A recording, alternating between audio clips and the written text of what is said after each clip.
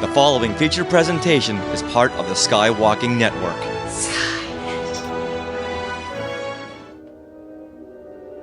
Welcome to Star Warsologies, the podcast about science and other academic fields of study seen in Star Wars. I'm one of your hosts, Melissa Miller. I'm the science and technology writer at Nerdist and also do some freelance writing for Star Wars Insider. And I'm your other host, James Floyd. I am a freelancer for Star Wars Insider magazine and StarWars.com. This episode, Star Warsologies, is going to chat about holograms as represented in Star Wars from A New Hope's Help Me Obi-Wan Kenobi, You're My Only Hope, all the way through today's shows. Our guest expert today is Thomas Connor, who is a PhD researcher and lecturer in communication and science studies, focusing on holograms, real virtuality, and performance. Hi, Thomas. Hi, thanks so much for inviting me. I am thrilled to be here and to speak with some like minds about holograms in the very sci-fi franchise that basically recreated them. Yes, great. We're excited to have you. And I thought James misspoke there, but real virtuality. Tell us what that is, and is it different from virtual reality? Well, real virtuality is just a term that I came up with. You're an academic, you got to coin some words, right? So most of the digital visual technologies that I focus on are more augmented reality types of technologies, as opposed to virtual reality when you put on the goggles and your awareness basically goes into the machine, as it were. Augmented realities are the things that overlay digital imagery and objects and information onto the real world through, Google Glass type devices or other sorts of things. And a lot of the, digital holograms that we've seen in the last, 10, 15 years, performative things are often what I focus on, like the Tupac thing. Similar types of things. You're taking digital stuff out of the box and trying to put it into reality in some way. So sort of reversing the virtual reality thing and calling it real virtuality. That also stems from, some of the study that I do on actual optical holograms and holography, where there is kind of a difference between an optical hologram image between what they call a real hologram and a virtual hologram. And a virtual hologram, again, is one that appears to be behind the plate, behind the frame, and a real one is one that seems to be coming out. And I'm way more interested in the stuff that is coming out. I've come out so many times already. I'm interested in those things too.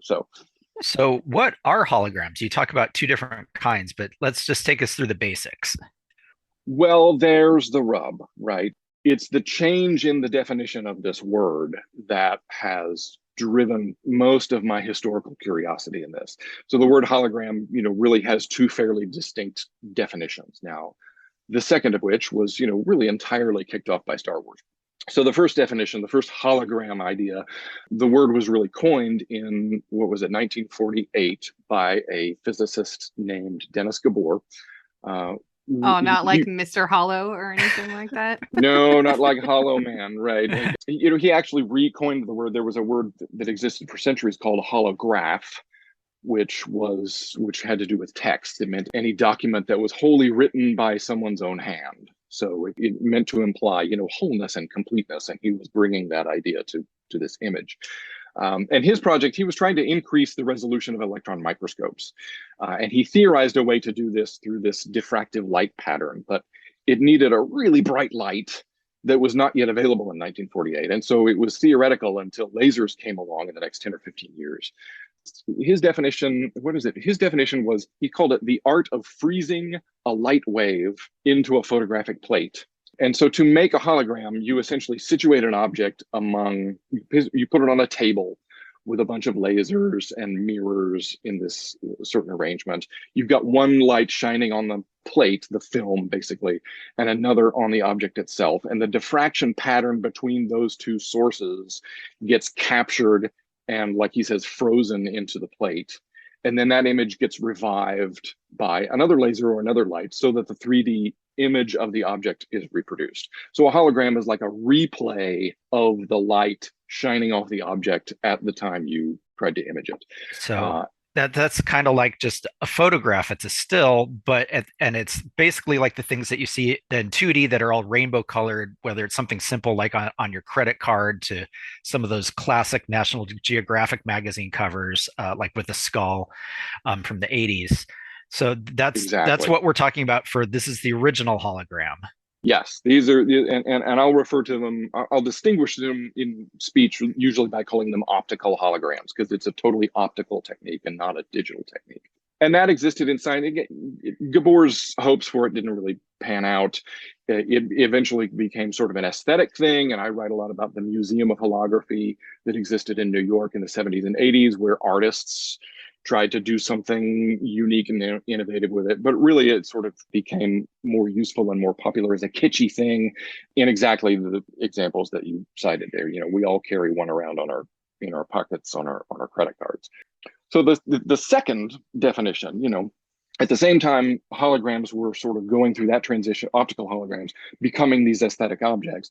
George Lucas starts writing and drafting Star Wars and creates this new imaginary communication tech based on the actual optical holograms that he had seen exhibited around the Bay Area.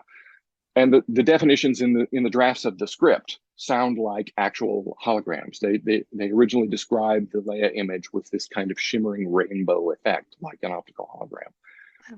And he refers to his imagery as a hologram, only in the script directions, mind you.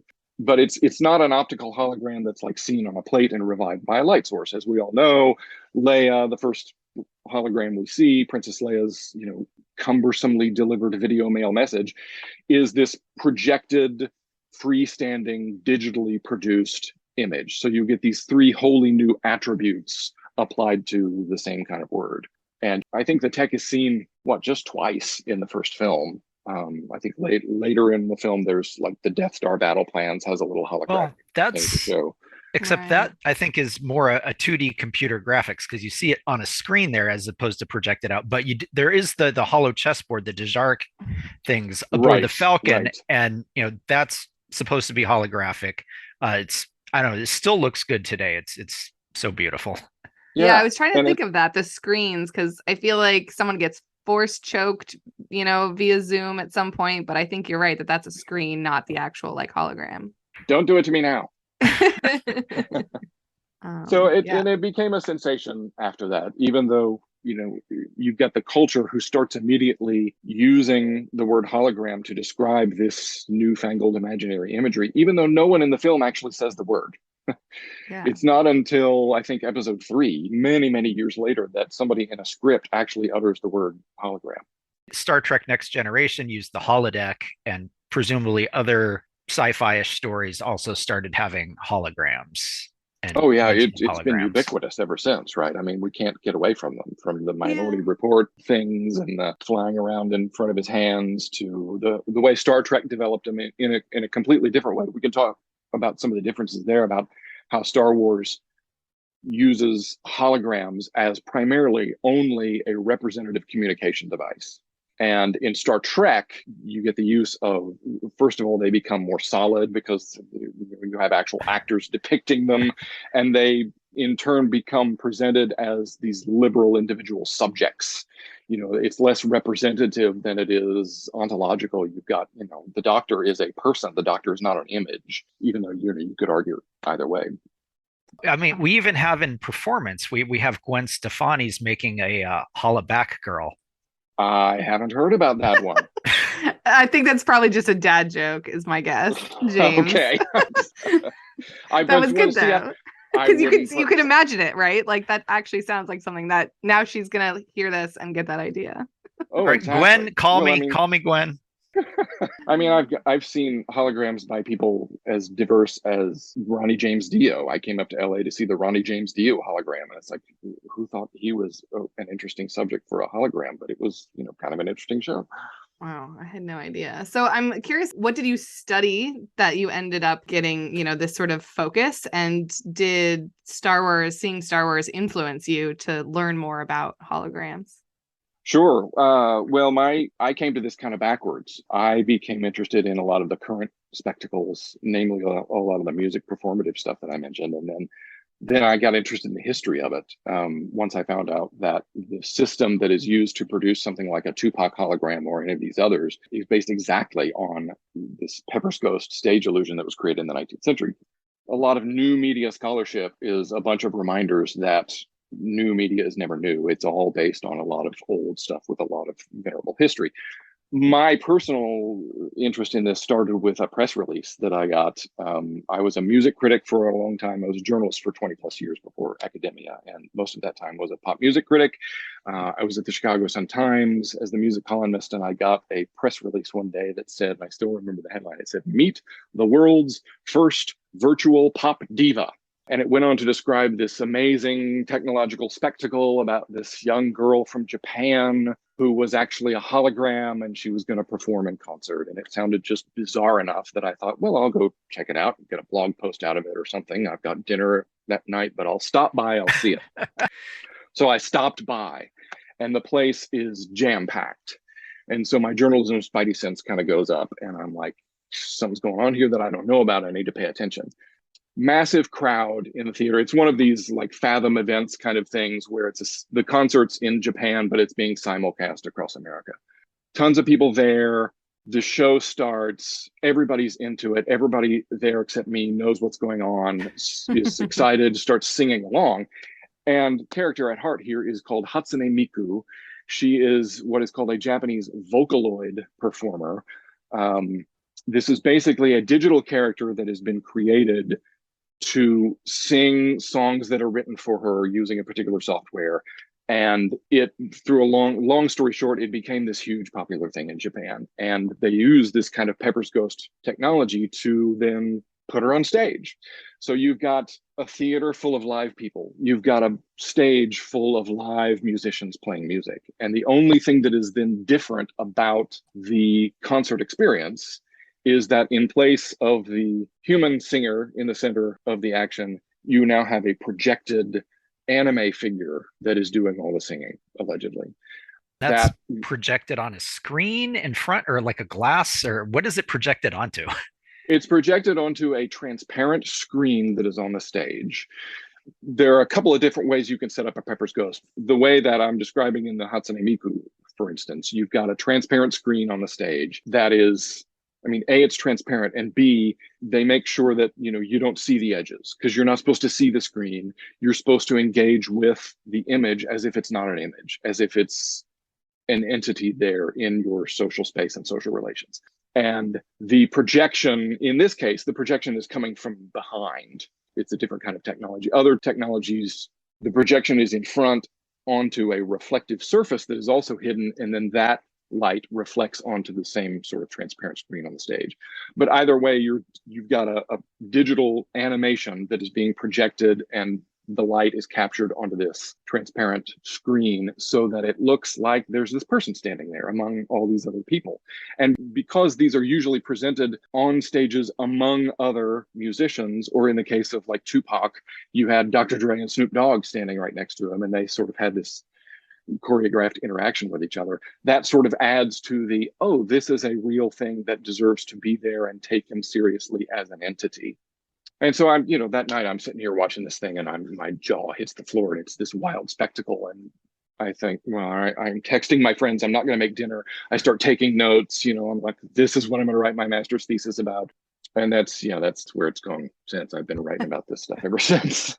Wow. So it sounds to me like we're way ahead, really, of Star Wars in this particular technology then. Yeah, well, you can look at it technically both ways, that we're way ahead culturally in presenting these things in ways that are more interesting and maybe more fun than you see depicted in Star Wars. Or you can look at it the other way and go, well, these are still screens.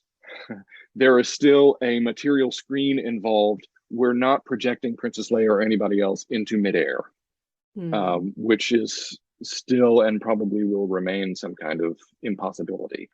There have always been criticisms about digital holograms from the optical holography community. I'm sure they were very, very happy about getting their term co-opted completely. Yes. It's like, this George Lucas guy ruined us. Yes, I did an internship several years ago at an actual holography studio just so I could learn more about it and understand it better. And yeah, you get in conversations with these people, they get very persnickety about it.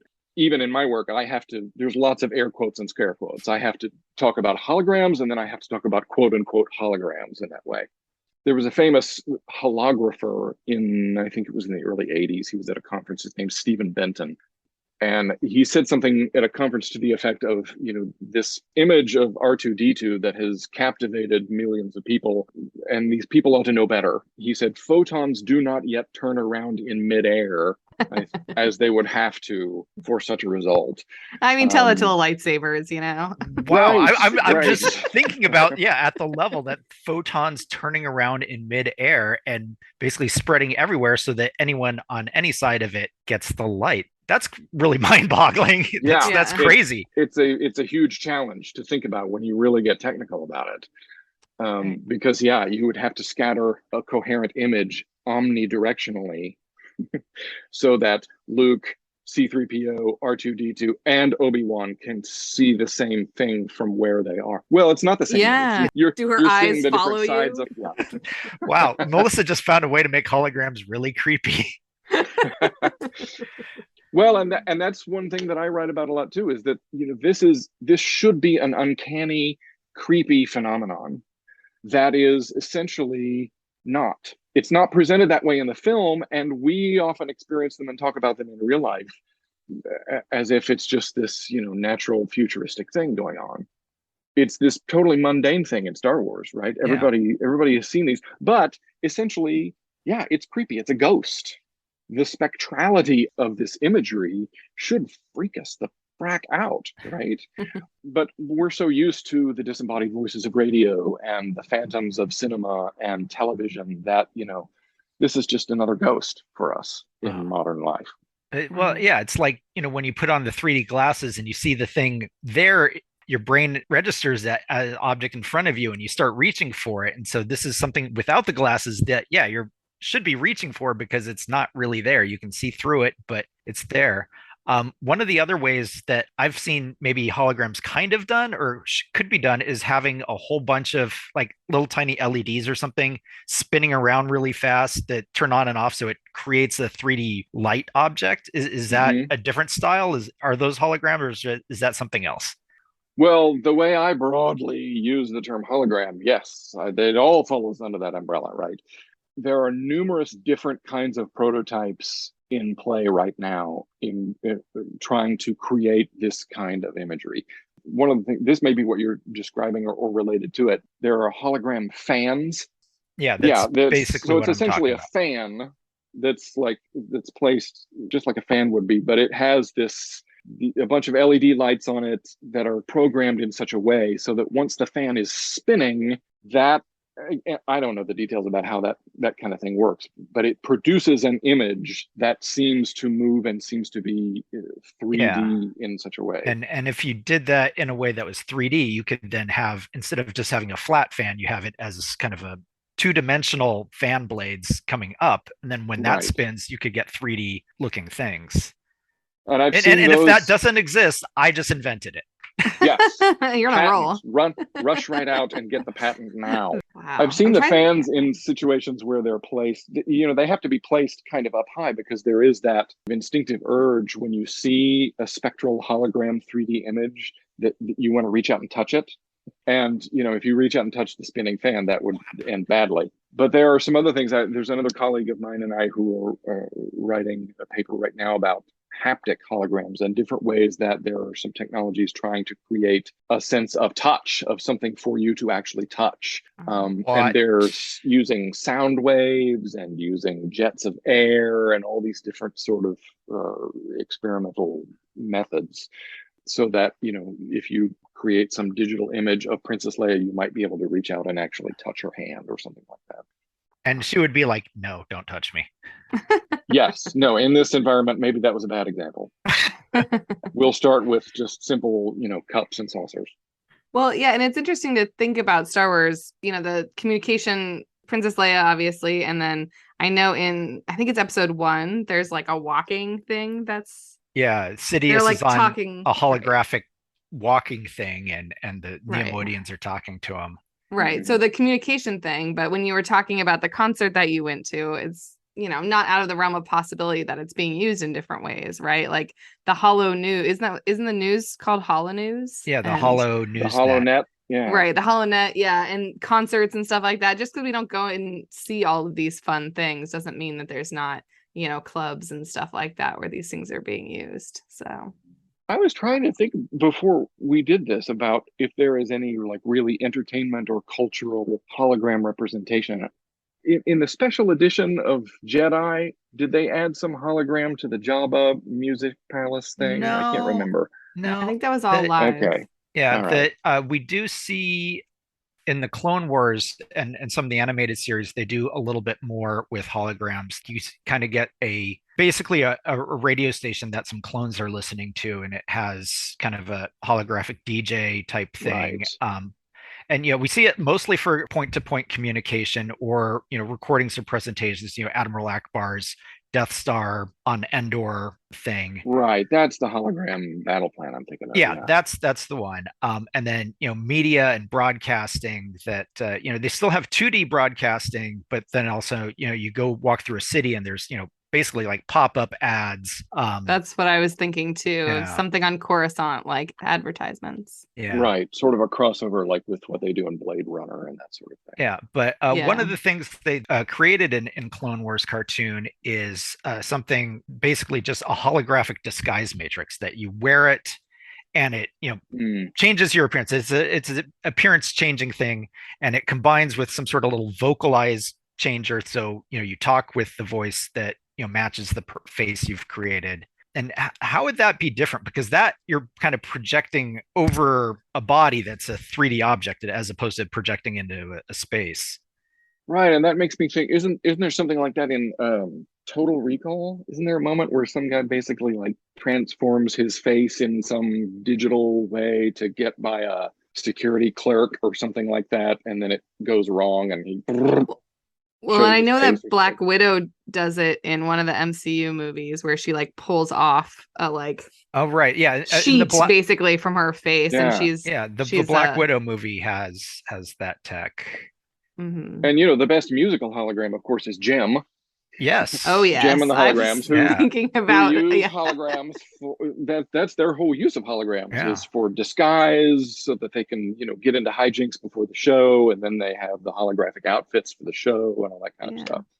But I'm wondering if I don't know. To me, it seems almost the way you've described it that maybe mapping onto the face is almost easier than what we're talking about, the communication holograms, because it's sort of like what they're doing anyway when they de-age people, right? Is you have one face and then map something onto that instead of trying to project it not onto a screen. Right. And the sort of lo-fi versions that we get to play with now in smartphone applications and things like that, where you can add features to your face or emojis or things like that. Snapchat filters. Right. Yeah. So just real life Snapchat filters. I feel like that's got to only be a couple years around the corner from us already, right? And that goes back to that uncanny valley. Things that would just creep you out. Yes, exactly. Well, and you talk about things that are happening now.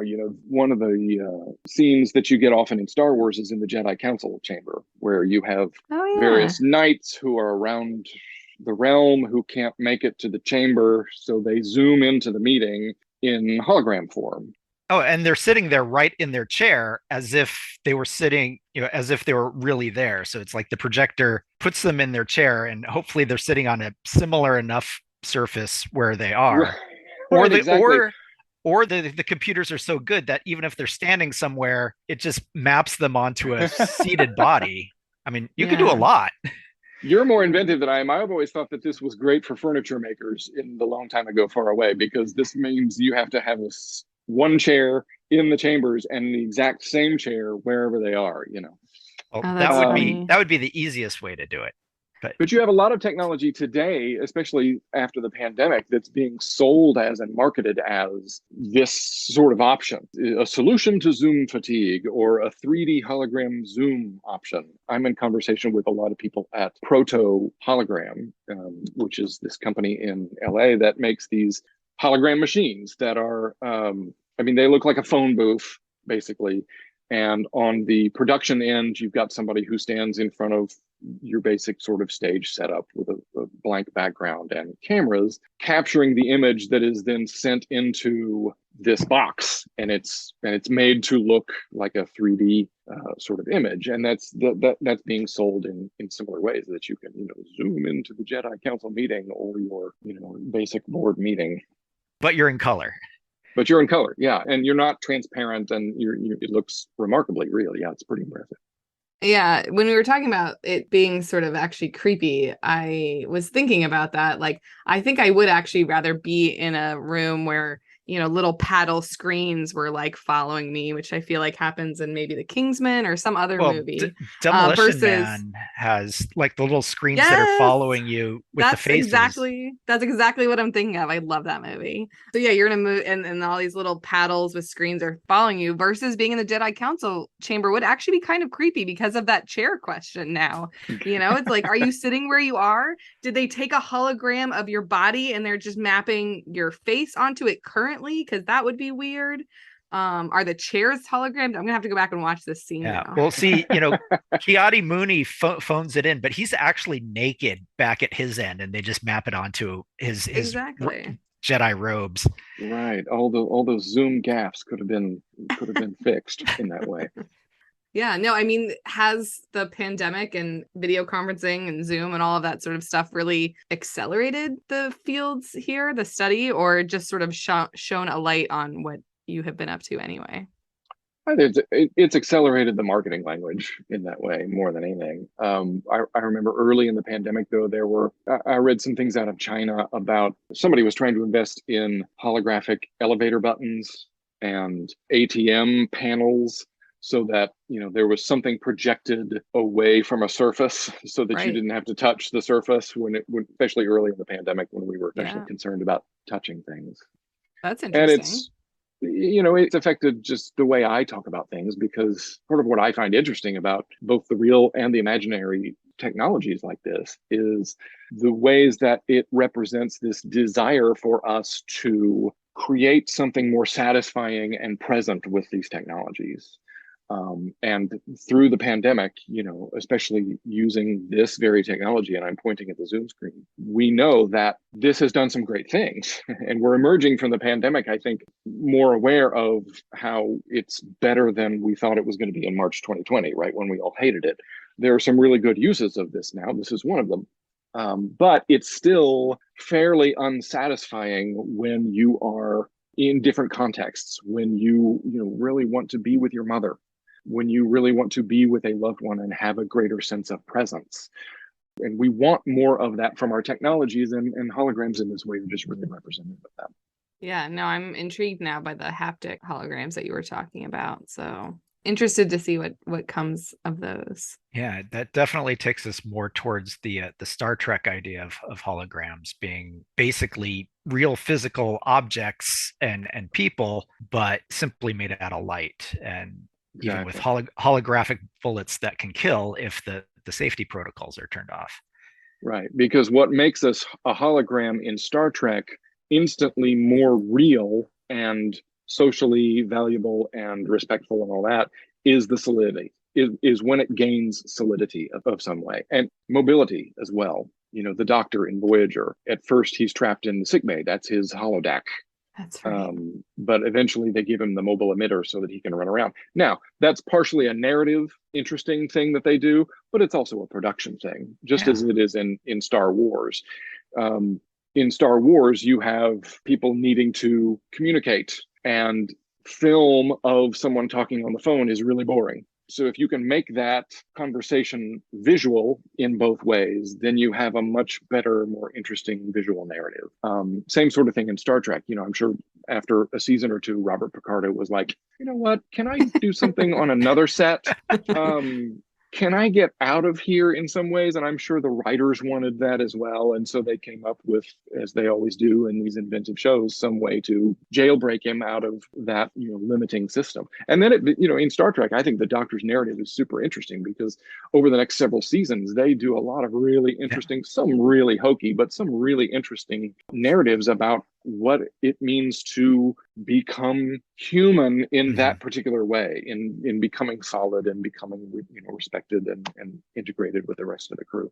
Sure. Him becoming human fits along the pattern that we see in Star Trek series all along of Spock becoming human, Data trying to be human, Odo trying to be a solid, and now we have a completely photonic being, and then we come across other photonic beings as well, and then the whole issue of holographic rights for these essentially living beings.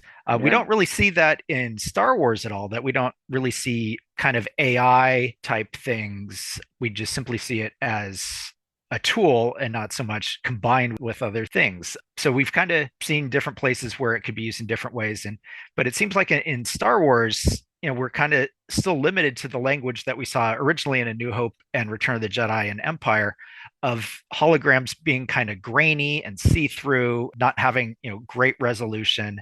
Do you think that eventually, if it was real in that universe, that they would have solved those things and made real looking holograms? Yeah, because I can't think of an instance of a hologram in Star Wars that you would refer to using the phrase that you just used, a photonic being, right?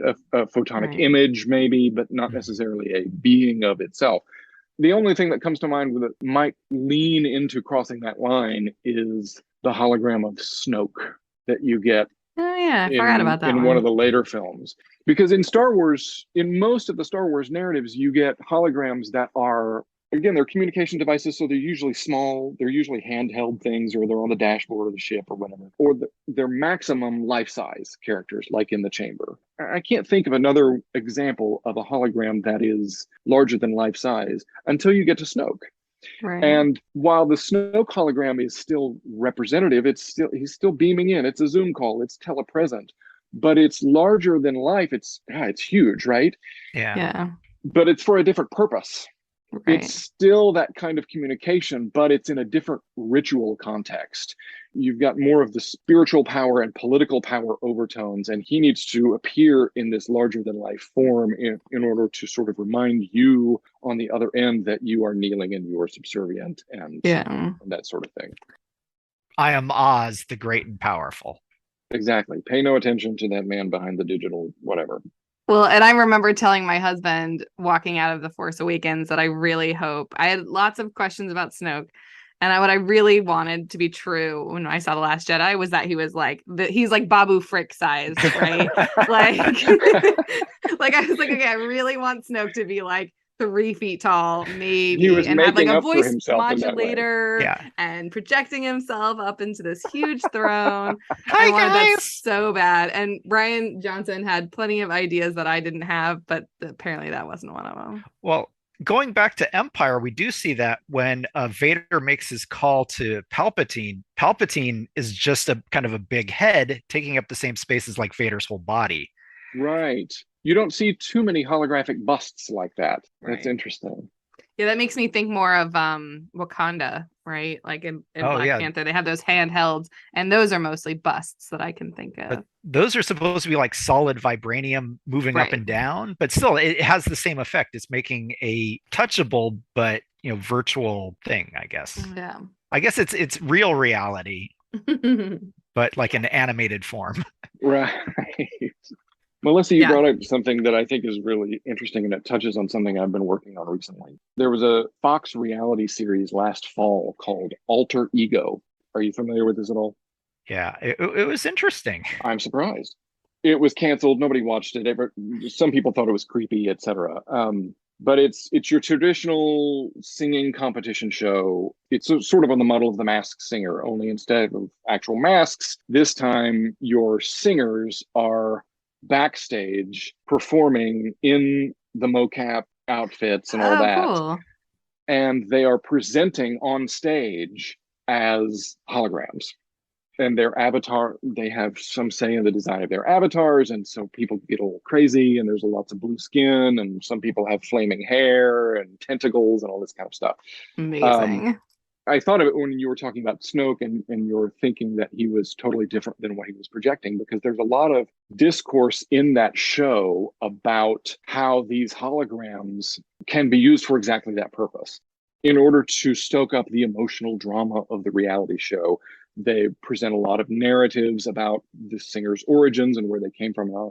And many of them talk about how they want to do this and they want to present as this hologram because of various things. They have certain physical conditions that make them nervous about performing in usual contexts. They are otherwise very shy, etc. And so there's this discourse about it's problematic in some ways too, but it's interesting that there's this idea being presented that the hologram can be this mask that you can present into the world in ways that make you feel more genuine and more comfortable. Yeah. It's kind of liberating. Yeah. No, that's an interesting first date question, I guess, if that show, took off, or if anyone watched it, would be, what would your avatar look like? I feel like that's some really interesting insights. I'll have to go look for at least a trailer for this show because I totally missed that happening. Well, you did a Comic-Con panel, which is how we learned about you. What else did you talk about on that panel in terms of pop culture properties? Were there other people on the panel with you? There were three people who were supposed to be on the panel. One of them couldn't make it, Tara Knight, who is a brilliant professor at the University of Colorado Boulder, and the other fellow, Rafi Krishek, from the Proto Hologram company that I mentioned. So I was talking about a lot of the history that leads up to now, and then he sort of talked about his example of what they're trying to do now to make something like this. The other thing I was thinking about was the holo chess. James mentioned it briefly at the beginning. I don't actually remember what it's called. Dejarik. There we go. Dejarik? I always pronounce it Dejarik. That sounds more Star Wars-y somehow than the other one. There's got to be a K in there somewhere. But I think it was in the most recent, in Light and Magic. I don't know if you've watched the show about sort of behind the scenes at ILM. They were talking about that is a stop motion sequence. I don't remember now what the order of it was, whether or not it just wasn't looking right. So they decided to make it a hologram. So it would, take away some pixels and allow for it not to look quite right. Or that was always the intention. But I just think that that's sort of an interesting, like the bad resolution of the holograms that we see for the most part could just be that way we don't have to make them very good in 1977, sort of trick. Well, and it's also a way of indexing for the audience that this is a communication technology. The first time we see the Princess Leia hologram, we see the beam coming from the lens on R2-D2's dome, and the lens looks exactly as the audience in 1977 would have recognized a projection lens, right? And you get the really defined beam from that lens to the Princess Leia image. You don't see the beam that often, right? Or at least that clearly in the future. But again, then it was like communicating to people, this is a technical communication thing. And I've read a lot about the scan lines and all that kind of thing too, that it was that sort of thing was added in order to go, look, audience, this is like a video technology that you've seen, only it's placed in a different way and in a different context, so you can make that leap into whatever futuristic thing this is supposed to be. They did it that way so that the audience could get it. Because if you didn't have those lines, you might not draw the connection between R2-D2 and the recording. Right. He's the source of the recording. And then in some other things I've written about, in that second scene where R2-D2 shows the complete message for Obi-Wan, when Obi-Wan is present, you get a lot of shots around the room showing everybody present viewing the image and to show the 3D-ness of the image. But the very last shot in that scene doesn't include R2-D2. R2-D2 is cut out of the frame, so that you only see 3PO, Luke, and Obi-Wan looking at the image. And I've written about this as a way to say that's this sort of final way to remove the technology from the visual experience, just like Pepper's Ghost tries to veil the fact that there is a mediating technology there, etc. Because again, the idea is for you to engage with the image as a social entity rather than it being an obvious technical thing that's on a screen or whatever we're used to. Yeah. Well, and that one's like you said, a straight recording, right? She was standing right in front of R2, was like, hey, I have a message, record it, and then played it back versus, the other ones we see, the Emperor and Darth Vader are millions of light years apart or something like that. So it kind of makes sense maybe that they'd be a little bit choppier or whatever. Yeah, that certainly you want to have some file compression there to save bandwidth. Yeah. And why was that the obvious choice for her in that moment? The ship's being invaded. She's in a hurry. quick, let's make a holographic message really quickly. I mean, couldn't you just say, R2, tell Obi-Wan? I don't know. You got to have that visual for the film. Yeah. Yeah, well, and he's a sass. I feel like he could be like, wait, the lighting's really good. Let me just get this on video real quick. You look great. Wait, R2D2 is saying that? Yes. Yeah. Well, now I imagine that Leia would be like, yeah, I don't trust R2D2 to deliver this message the way I want. I better record it. Right. He's going to alter it a little bit. And with that one lens on his head, he gets a 3D image all the way around her. I find that fascinating. Right. Yeah, true. As much as I love Rogue One, it was something that I kind of wish they had used more in Rogue One versus the de-aging or whatever technology that they used, right? There was no reason to show us Moff Tarkin so many times not reflected in a window pane or via hologram, communication. And I feel like it could have helped with that uncanniness that I definitely get when I watch those scenes of Rogue One. It's an impressive digital actor job right there, though. Yeah. And I always found it funny. I remember reading that the reason you only see him from the waist up is because Peter Cushing insisted on wearing slippers during the filming. Yeah. I hope that's true. No, it is that yeah, he found those boots to be really tough, and he's like, hey, you know what? I'm Peter Cushing. I'm gonna wear little fuzzy slippers, and you guys will deal with it. I must find a behind the scenes picture of this. I hope they have bunny rabbit ears and everything. I know. I'm wondering if there's some 501st member out there that does a Tarkin with slippers as their canon costume. Yes. Awesome. If so, virtual high five. That would be amazing. Picture, please. Well, if someone is interested in getting into holography, what would you recommend they do? Sounds like you had a bit of a circuitous route. Yeah, no, I'm a typical journalist who jumped ship in order to get out of a troubled industry. But I had been teaching for 20 years before that anyway, so I just naturally fell into doing this. So yeah, it's if I were going to suggest someone, getting into teaching, the way to start is, unfortunately these days, as an adjunct. I say unfortunately only because the pay is so low and the work is so much usually, but that's the way to get like any profession starting from the ground up, that's kind of the way to get your foot in the door. Well, last question, most important. We are judging you. Who is your favorite Star Wars character? Oh, my favorite Star Wars character. I mean, Boba Fett comes immediately to mind just because I was, a teenage boy who had like 18 versions of that action figure. And I always thought he was cool because of all the gadgetry and everything. Solid choice. How did you feel about the new shows involving Boba Fett? Well, I was holding back from going on about that because I've been a little disappointed in the Book of Boba Fett. But I love The Mandalorian.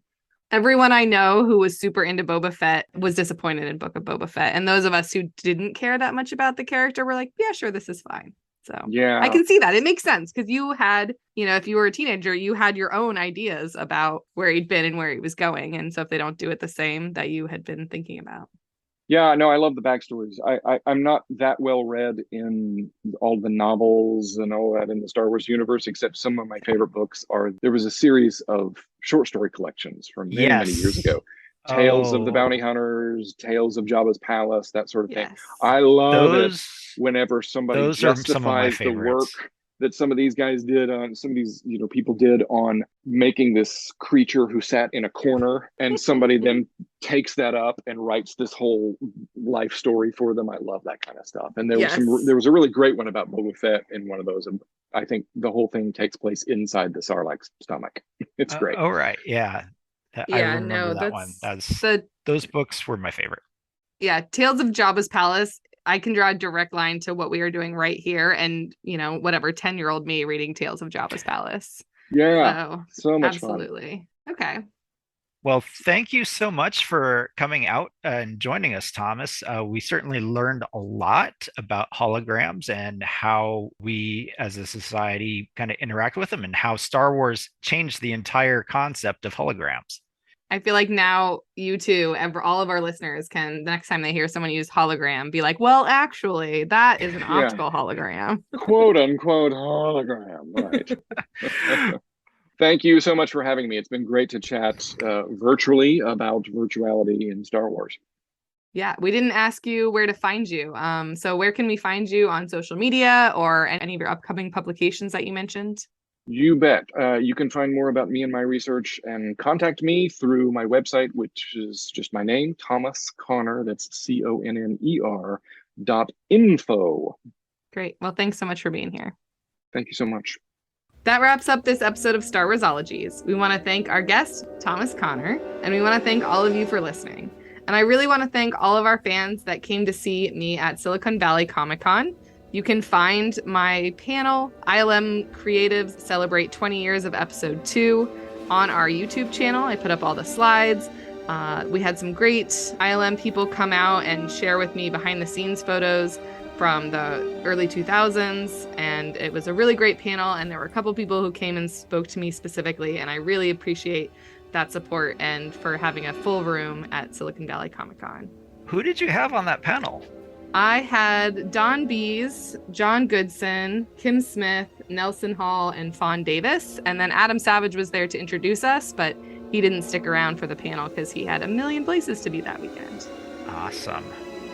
Well, if you have an idea for a topic for Star Warsologies or know an expert we should interview, let us know at starwarsologies@gmail.com or Star Warsologies on Twitter and Instagram. That is StarWarsologies. Also, come join our Facebook fans group if you want to talk with us and your fellow listeners. It's called Star Warsologies Podcast Fan Group. Just search for it on Facebook. Yes, I am always ready to talk Star Wars, so bring your best questions. And please, please, please do us a favor and rate, review, and subscribe to this podcast on your favorite service. No topic is off limits, even whether Arabesh is really an alphabet or just a font. We are part of the Skywalking Network, where you can also find a variety of other great shows about Star Wars, Disney, and Marvel, including classic Marvel Star Wars comics, the Max FX podcast, Resilience Squadron, and the flagship show, Skywalking Through Neverland. There's also a YouTube show, Today in Star Wars History. You can find all of that at skywalkingnetwork.com. See you next time on Star Warsologies when we discuss family, adoption, and Star Wars.